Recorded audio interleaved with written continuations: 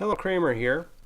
One of the questions that I get very often from patients is, what am I doing when I'm analyzing the spine? What am I doing when I'm touching the vertebra and then putting my thumbs on the back of your head? Well, what I'm doing is I'm looking for bones that are out of place in a direction that your body can't self-correct. And here's what I mean by that. Here we have a diagram of a spine and a bone here with some muscles attached to it, and these represent the muscles that are around your spine.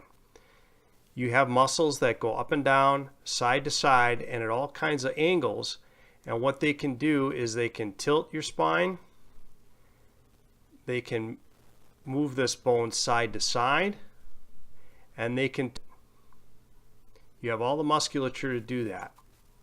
So if you have a bone that's misaligned in a twisted direction, in a side-to-side direction, or in a tilted direction, you have the muscles that will actually self-correct that.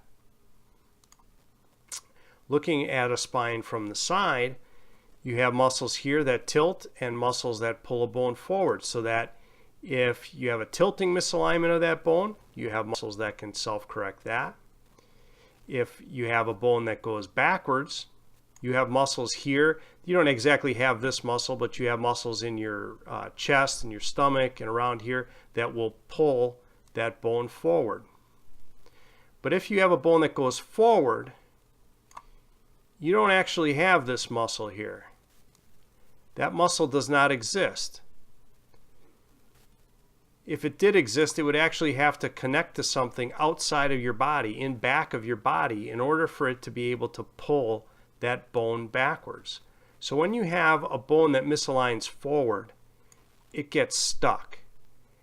And when it gets stuck, that is something that has to be acted on from a force from the outside in order for that bone to be realigned again and pushed backwards.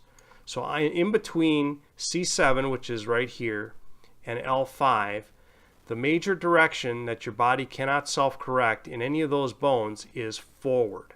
So I'm looking for bones that have gone forward between C7 and L5. Now down here in the pelvis and your legs and all that, that changes. Those are more complex joints, and there's different things to do it. But it's very easy for people to understand between C7 and L5, you don't have the muscles that pull straight back that will correct a bone that has gone forward. And we'll talk more about this on the next video.